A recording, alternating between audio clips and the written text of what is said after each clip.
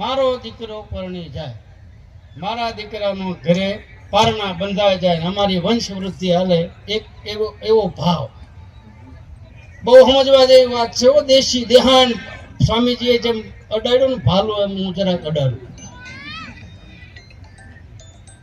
કરોડો રૂપિયા ખર્ચીને વહુને લાવે, કંકુના પગલા પાડે, કરોડો રૂપિયાનું ઘરેણું ચડાવે, પછા 500 તોલા હીરા માણેક મોતી જર ઝવેરાતના ઘરેણા ચડાવે. સ્વામીજી આજની તારીખ સુધીમાં એવું નથી બન્યું કે કોઈ હાહુએ અને કોઈ હાહરાએ આવ્યા ભેગી વહુને પટારાની સાવી આપી કે આલે હવે આ કબાટ તારો છે, આલે આ 60 વીઘા જમીન તારી છે, આલે મારા પિયરમાંથી કરિયાવરમાં લાવેલી 500 તોલા ઘરાણું તારું છે. કોઈએ કીધું હોય તો હું સિંહાંગળી કરો, કીધું કોઈ છાતી ઉપર હાથ રાખીને પૂછો. કોઈએ આવનારી વહુને કરોડો રૂપિયા ખર્ચ્યા તો એને દસ્તાવેજ કોઈએ કરી દીધો? હે ભાઈ, હું કામ નથી કરી દેતા? એનો વાંધો શું? તો માં ગંગા સતી પાનબાઈએ કીધું કે પાત્રતા વગર પીરસાતું નથી, એના માટે લાયક જોઈ. જો તમે કરોડો રૂપિયા ખર્ચી અને જો પુત્ર વધુને તમારા ઘરે લાવતા હો અને તમારા ઘરની ચાવી એને ન હોપતા હોય તો નાશવંત વસ્તુ છે, એ તો રાખ થઈ જવાની છે, માયા મિલકત બધું વયું જવાનું. છતાંય તમે એની ચાવી ન હોપતા હોય તો આ ધર્મકુળના બનો ને, તારે એના બનવાની ચાવી તમને બતાવે કે તમારી આ પરંપરા છે, તમારો બાપ આ છે, તમારા સંસ્કાર આ છે, તમે માના સંતાનો છો, તમે આ દેશના ધર્મના સંતાનો છો. તારે ઈ ઘરની ચાવી આપે તો ઈ ચાવી તો કોક જ લે ને બાપ. ઈ તો કોણ લે? ઈ તો સુરા કાયરના કામ નથી, જેને હૃદય હરખ ને શોક છે, મરજીવા થઈને મોજું કરે, આવા કરોડોમાં કોક છે. ઈ તો કોક જ જાણે. એટલે મારી દેશી ભાષામાં ભગવાન સહજાનંદ સ્વામી, મેં સાંભળેલી વાત કરું છું કે આ બધાને વેદાંતની વાતો તો આપણે બહુ કરી, બ્રહ્મની વાતો તો બહુ કરી, તત્વજ્ઞાનની વાતો તો બહુ કરી, પણ હવે એકાદ બે કીર્તન સંભળાવો. તો કે કીર્તન સાંભળવાથી, ભજન કરવાથી અંદરનો હુતેલો માયલો જાગે, એને ગમે છે. આત્માનો ખોરાક ભજન છે. હમણાં સ્વામીજીએ સંસ્કૃતમાં વાત કરી, લોઢાનો ટુકડો લોચંબકને ખેંચે, એમ સંતોની વાણી, મહાપુરુષોના દર્શન, બહુ જન્મના, હમણાં જ કીધું, બહુ જન્મના પુણ્ય ભેગા થાય તારે આવું બધું મળે. અબમો ભા ભરોસે હનુમંતા અને બિનુ હરી કૃપા મિલે નહીં સંતા. સકલ પદાર્થ હે જગ માહી પણ ભાગ્ય બિના પાવત નહીં. ભાગ્યમાં હોય તો સત્સંગ મળે, ભાગ્યમાં હોય તો આવા મહાપુરુષોના દર્શન થાય. અને આ વેળાવદર ગામ, જેને આવા સંતોના પગ, આ વેળાવદર ગામનું નામ હું છે મારી દ્રષ્ટિથી હું કહું કે જે સંતો મહાપુરુષો આ ધરતી ઉપર પડ્યા અને એના વેળા વાળી દીધી, એનું નામ વેળા. આ તમારી વેળા વળી. આ આવતા દિના એંધાણ કે હવે આપણે સુખના દાડા જાય કે જેણે જેણે ભાગ્ય રે મળ્યો મને આવા મોટા પુરુષનો સંગ, ભાગ્ય રે મળ્યો મને આવા સાધુ પુરુષોનો સંગ. અમારે સતી તોરલે એક કડી કઈ મારી વાણીની વિરામ આપું. સતી તોરલે કીધું કે જેને દીઠે મુજા નેણા ઠરે, જેને દીઠે મુજા નેણા ઠરે, બાયુ અમને એસો એસો સંતો મળે, બાયુ અમને એસો એસો સદગુરુ મળે. કે જેને જોવાથી નિરખું નેણુમાં ભરપૂર, પછી સાંઈ મુજા મેરુ રે કરો તો અમને એસો સદગુરુ મિલતે. સદગુરુ બધા એક જ હોય, ગમે એ પંથ હોય, ગમે એ સંપ્રદાય હોય, એમાં સદગુરુ બધા એક જ હોય. સદગુરુની કોઈ જાતિ નથી, સદગુરુની કોઈ ભાતિ નથી, સદગુરુ કોઈ નાત નથી, અખંડ છે. અને સદગુરુ કોઈ દે મરતો નથી, અને સદગુરુ કોઈ દે હૂતો નથી. એ જાગે. બાપુ બધાને ભોગ લગાડે, સદગુરુને ક્યાંય ભોગ લગાડ્યો એવું મેં સાંભળ્યું નથી, કારણ કે એ ધરાઈ ગયેલો જ બેઠો છે. એ તો આપણને ધરાવવા આવ્યો છે, એ ભૂખ્યો નથી.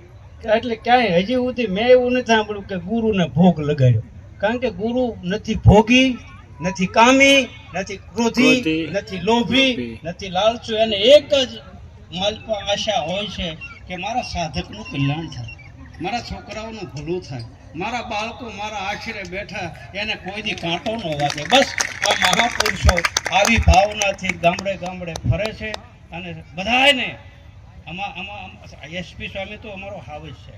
હા, એ બધા બાવા હારે અને સંબંધ છે બધા. આ શેલો રામાપીરનો હું બાકી હતો તો આજ મને જોડી દીધો. મને કે તમારે તો આવવાનું જ છે, તમને ગાડામાં બેહારવા. તો મેં કીધું હું સ્વામીજી ગાડામાં બેહીને આવ્યો. નકા મારો હું તો ધર્મને રામાપીરને વરેલો છું. હું એના રોટલા ખાઉં છું એટલે હું એનો ફાંકો રાખું છું અને તમને બધાને આનો ફાંકો હોવો જ જોઈએ. હા ભાઈ, ગુરુનો ફાંકો હોવો જોઈએ, વરનો ફાંકો હોવો જોઈએ. આપણે જે ઈષ્ટને માનીએ છીએ ઈષ્ટનો ફાંકો હોવો જોઈએ કે અમે આના ચરણમાં છીએ. મારી નાખ, કાપી નાખ, પણ તારા ચરણ નહીં છોડું. એક આપણા ગામડામાં પેલા પાશિકા રમતા, એમાં કીધું કે હરિગુરુ સંતના ટાંટીએ વળગ્યા જાય. પેલા સળુકો બોલતા, એમાં સંતોના ચરણમાં વળગ્યા રહેવું, આપણું છે એને પકડી રાખવું. વિશેષ કાંઈ બોલાણું હોય તો મહારાજશ્રીના ચરણારવિંદમાં પ્રણામ, સંતોના ચરણારવિંદમાં પ્રણામ. કારણ કે મારી ભાષા થોડીક રફ છે અને રફમાંથી જ હીરો બને.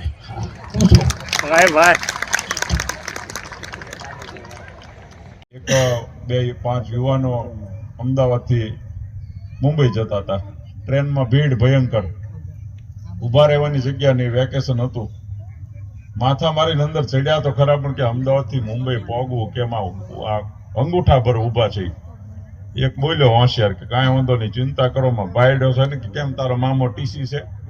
ટીટી તારો મામો ટીટી છે, તને ટિકિટમાં જગ્યા આપી દેશે તો મને બધું આવડે, તો તમે શાંતિ રાખો. થોડી વાર થઈને એક બોલ્યો કે આમાં હાપ નીકળ્યો. કે 2-3 વાર હાકરા કર્યા, હાપ ને ઠેકડા માર્યા ને ત્યાં આખો ડબ્બો ખાલી થઈ ગયો. હાપ કોઈ એમાં બેહે કોઈ? 5 જણા રહ્યા કે પકડી લો એક પાટીઓ. હવે આ ટિકિટ આપડી, આ ડબ્બો આપણો. માળા ઊંઘ્યા તો કેવા ઘસઘસાટ ઊંઘ્યા. સવાર પડી ગઈ, ત્યાં તો ફેરિયા આવ્યા, ચા પકોડા છાપો. એક જાગ્યો, આમ ડોકું કાઢ્યું કે મુંબઈ આવી ગયો તો ના અમદાવાદ જ છે. આ તો કે સવાર પડીને અમદાવાદ હેનું? તો કે આ ગાડીમાં ડબ્બામાં હાપ નીકળ્યો તો, કે ડબ્બો યાર્ડમાં મૂકી દીધો છે. સમજાણું કઈ એમાં? ડબ્બો એન્જિનની સાથે જોડેલો હોય બાપુ તો આપણને ગંતવ્ય સુધી લઈ જાય. ડબ્બો ગમે એટલો સારો હોય, એસી કોચ હોય, અંદર ગમે એવી સીટો ને સજાવટ હોય અને શણગાર્યો હોય, પણ એ ડબ્બો જો એન્જિનની સાથે જોડાણ ન હોય તો યાર્ડમાં પડ્યો રહે. યાર્ડમાં પડેલો બગડે ઓછો, એનો ઉપયોગે ઓછો થાય, પણ એ કોઈના કામમાં ન આવે. સ્વામિનારાયણ ભગવાનના ધામમાં જવું હશે એને એન્જિનની સાથે ડબ્બો જોડી રાખવો પડશે. પછી ડબ્બો ગમે એવો ભાંગલો તૂટલો હોય તો હાલશે, પણ જોડાયેલો હશે ને તો એ હખે દખે ભીડામાં પણ લઈ જશે. આજના દિવસે નક્કી કરજો, ભગવાન સ્વામિનારાયણે જે આજ્ઞા કરી છે કે મારો આશ્રિત ધર્મકુળને આશ્રિત એવો જે ભગવાનનો ભક્ત છે એ ભગવાનની ઈચ્છા એ કરીને ભગવાનના ધામને પામે છે. અને ભગવાનની આજ્ઞા સિવાય, આજ્ઞા લોપીને જવાતું હોય, શિક્ષાપત્રીથી વિપરીત થઈને જો જવાતું હોય તો પછી શિક્ષાપત્રીનું કામ શું છે? રામાયણ ને શ્રીમદ ભગવદ્ ગીતાએ આપેલા વિચારોથી વિપરીત થઈને જો વૈકુંઠ ગોલોકમાં જવાતું હોય તો એની રચનાનું કામ શું છે? એમાં લખ્યું છે એ જ લીટે જવાય. માટે આપણે બધા મનથી નક્કી કરીએ, સંજોગો ગમે એવા, સમય ગમે એવા આવે, આપણે આનું ચરણાર્થ નહીં મૂકીએ, આનો આશરો નહીં મૂકીએ. એમનું લક્ષ્ય પણ એક જ છે કે આપણું શ્રેય કેમ થાય. તો વિશેષ ટાઈમ નથી લેતો. ખાસ આજે મારે વેળાવદર ગામના અને આજુબાજુના ગામના હરિભક્તોને ખૂબ ધન્યવાદ આપવા છે, સાધુવાદ આપવા છે. સવારે વાત થઈ હતી કે હમણાં જો બાપુ વેકેશન પૂરા થયા ત્યાં લગ્નનો ગાળો આવ્યો, પેલો બાજરાનો ઘઉંનો આવે એમ. એ કાલ પૂરો થયો ત્યાં અમારે શાકોછોનો ગાળો ચાલુ થયો છે, પણ તોય સુરતથી 3-4 લક્ઝરીઓ ભરીને આવ્યા છે લોકો. આના તો ઇતિહાસ પડ્યા છે. સમય નથી, આપણે કેવલ સ્વામી ખૂબ સરસ વાતો કરી હશે તમને, પણ ફરી એકવાર કહું છું કે બધાય આ ચરણારવિંદને પકડીને રહેજો. અને હું કહું છું કે આમ આમ બરોબર રહેવું, ઘડીક આયા ને ઘડીક આયા, એમાંય બહુ મજા નહીં, એમાં બહુ મજા નહીં. હા ભાઈ, બે બાજુ વાગે અને મેળ ન કરવો પડે, તો અમે અહીંયા જઈ તમે તબલા મેળ કરવો પડે, થઈ ગયું બરોબર ને? હમણાં કીધું ને નાનસો, બે બાજુ વાગતું હોય તો એનો મેળ ન કરવો પડે, એનો કોઈ મેળ નહીં. માટે આપણે નિષ્ઠાથી એક જગ્યાએ મોક્ષ ને કલ્યાણ નો ખપ હોય તો જ્યાં સત્ય છે, જે ન્યાય છે, જ્યાં નીતિ છે, જ્યાં સિદ્ધાંત છે. કપટ દુનિયામાં જીતશે અત્યારે, કપટ છે ને કપટ. આવડો ભાઈ હું ઓલો પાંડવોનો કૌરવોનો મામો શું નામ? બધાને ખબર હોય, બીજું કોઈને ખબર નહીં હોય. એને કપટ કરીને કદાચ કૌરવોને જીતાડી દીધા, પણ એનો વિજયનો આનંદ એને કેટલા દી માણ્યો કયો તો? પણ પાંડવોની ભૂલ ન્યા હતી કે કૌરવોએ એમ કીધું કે અમારા પાછા કોણ નાખશે? શકુની નાખશે.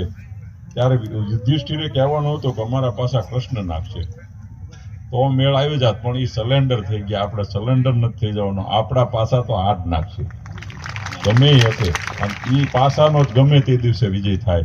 તો ભગવાન શ્રી હરિના ચરણોમાં પ્રાર્થના, આપ સૌને ભગવાન ખૂબ સુખ્યા કરે એટલા શબ્દોની સાથે વિરમું. અસ્તુ. જય સ્વામિનારાયણ.